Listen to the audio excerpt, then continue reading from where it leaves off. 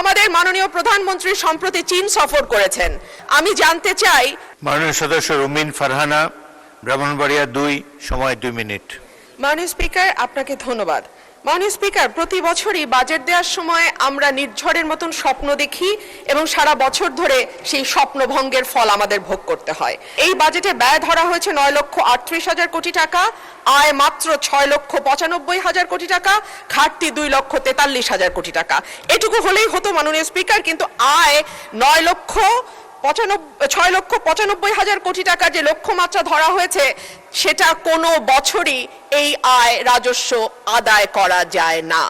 ফলে যেটা হয়, ঘাটতি বাড়তেই থাকে এবং সেই ঘাটতির জন্য আমরা দেশি বিদেশি ঋণ কিংবা বিনিয়োগের উপর নির্ভর করি।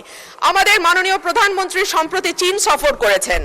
আমি আপনার মাধ্যমে মাননীয় স্পিকার, আমি জানতে চাই, চীনের কাছ থেকে আমাদের ঋণের কোনো আশ্বাস আমরা পেয়েছি কিনা, পেয়ে থাকলে সেই ঋণের আশ্বাসের পরিমাণ কত, কিংবা বাংলাদেশে তারা কোনো বিনিয়োগ করবে কিনা, এরকম কোনো আশ্বাস এসছে কিনা, সেটাও আমি আপনার মাধ্যমে জানতে চাইছি। মাননীয় স্পিকার, আমাদের পররাষ্ট্রমন্ত্রীকে যখন সাংবাদিকরা এই সংক্রান্ত প্রশ্ন করেছিলেন, তিনি বেশ সরাসরি উত্তর না দিয়ে অস্বস্তির সঙ্গে বলেছিলেন যে আমরা কি কেবলমাত্র চাইতে গেছি ভিক্ষার ঝুলি হাতে। না মাননীয় স্পিকার, আমরা কেউ আশা করি না যে বাংলাদেশের মন্ত্রী মিনিস্টাররা দেশের বাইরে ভিক্ষার ঝুলি হাতে ভিক্ষা করতে যাবেন।